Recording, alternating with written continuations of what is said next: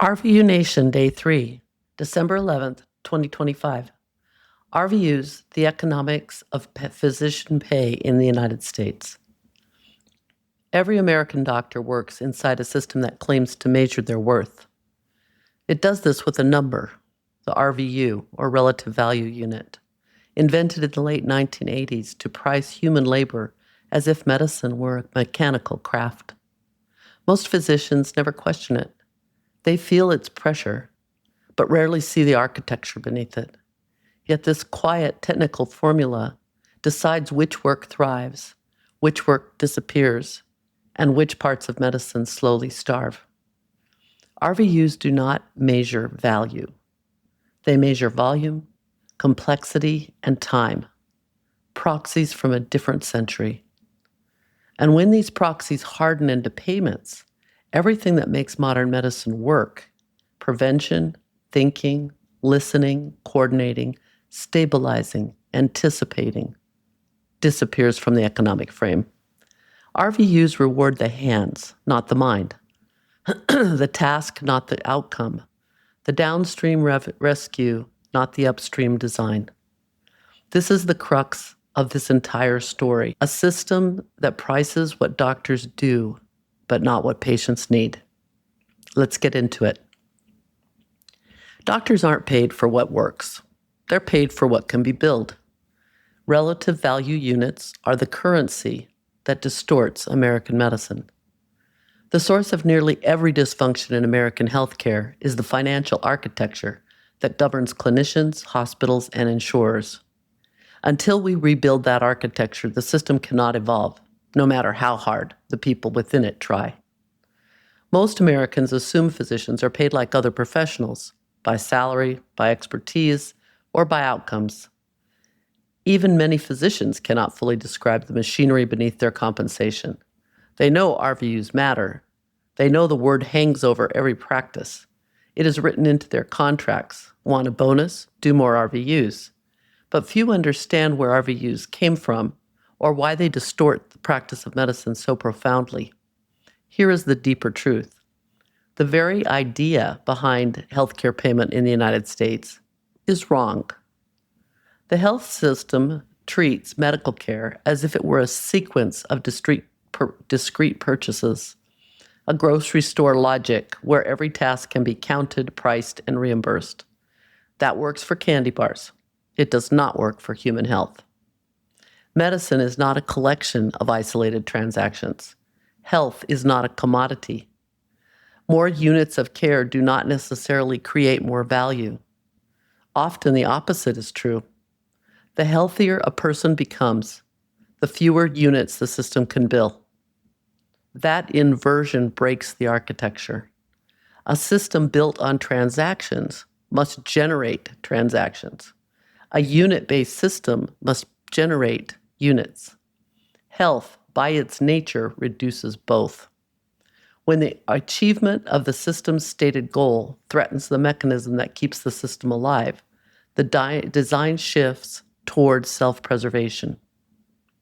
The blind spots that are created in the system. A transactional payment system produces predictable distortions. Prevention becomes peripheral because preventing illness reduces the number of billable encounters. Even in partial value-based contracts, the fee-for-service chassis still dominates revenue. Stability becomes invisible because the system is designed to recognize acute events, not sustained control of chronic disease. A stable patient generates fewer claims. Rescue is all that is rewarded. Continuity becomes uncompensated labor.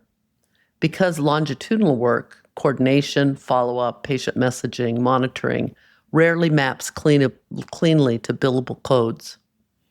Better outcomes often reduce revenue. And while no clinician wants complications, and some payers withhold payment for certain avoidable events within a 30 to 90-day window, the broader financial architecture still generates more activity, more visits, more imaging, more procedures, when patients destabilize. The system grows busier precisely when patients become sicker, not because anyone wants that outcome, but because complexity multiplies billable units. Complexity becomes value, even when it is preventable. A system that prices tasks rather than outcomes inevitably rewards doing more things to a sicker person, even if the sickness results from fragmentation rather than biology. These are not moral failures. They are structural consequences of a payment model built to monetize events rather than health. So why does the RVU logic fail? RVUs were built for the Marcus Welby Health 1.0 era, where we had very little knowledge save kindness. There were short visits, siloed specialties, paper charts. Medicine was performed entirely by human hands. Yet the valuation model remains, shaping schedules, salaries, burnout, and ultimately care. The RVU treats medicine like retail. If you buy 5 Snicker bars, you pay 5 times the unit price. The system assumes medical work behaves the same way, that more units mean more value. But medical care is not candy. Health fails every test that would define it as a commodity. Health is not a commodity because it cannot be traded, standardized, or priced like oil, corn, or steel. It is personal, indispensable, and shaped by trust, not the marketplace. The current U.S. health system prices tasks, not results.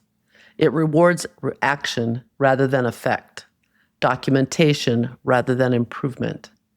This is why a 15-minute procedure may generate more RVUs than an hour stabilizing a medically fragile patient.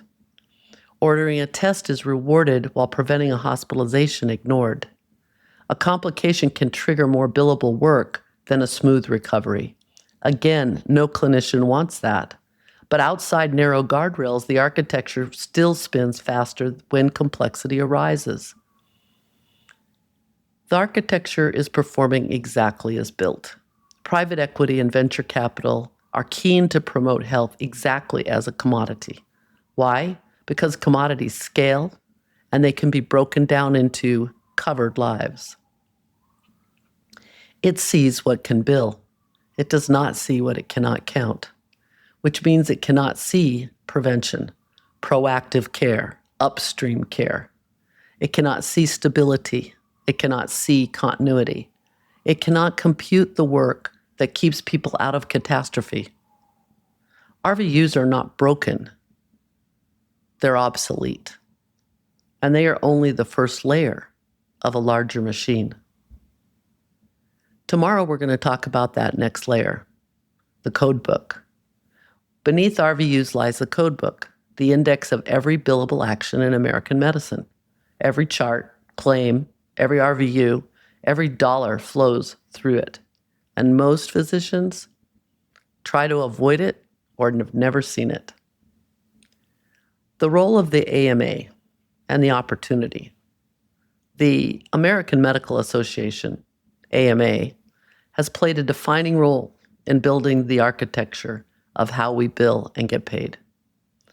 The CPT code book and the committees that value those codes, the RUC committee, were created for an era that no longer exists, an era of paper charts, isolated specialties, and human-only workflows. That era is gone. But the architecture remains. That is why this is a pivotal moment. The AMA can lead, again, not by guarding the old framework, but by retiring it. Real leadership would look like this. It would be opening the naming system, releasing proprietary control of the codes, participating in building a modern, transparent, intelligence-ready valuation model, and shaping the next era of American medicine rather than defending the last one. This is not about blame. It's an evolution. The AMA helped build the system we have.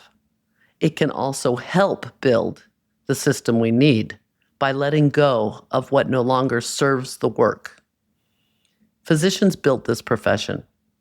The AMA shaped its early architecture because in that era, the AMA represented a significant portion of physicians who could not speak for themselves. Now is the chance to help rebuild the foundation for the next century, the Health 4.0 era of health. RVUs were never meant to were never built for modern medicine. They were built for a vanished world. Yet the valuation model remains, shaping the work, shaping the schedules, shaping the burnout, and ultimately shaping the care patients received, whether it's effective or equitable or accessible or not. This is why better care often pays worse, why innovations stall, why physicians sprint when they should be thinking, why the system rewards crisis and overlooks the quiet work that prevents it. None of this is the failure of clinicians. It's a failure of design. And once you see what the design could be, you cannot unsee it. Tomorrow we step out of the machinery and into a story, lived experience inside this architecture. Then we return to the blueprint and uncover the next layer beneath RVUs, the naming system that decides what counts as medical work in America and what the system refuses to see. The people doing the work do not own it, but they live inside of it every day. This is Robin Blackstone. Thank you for listening to this original content on podcast.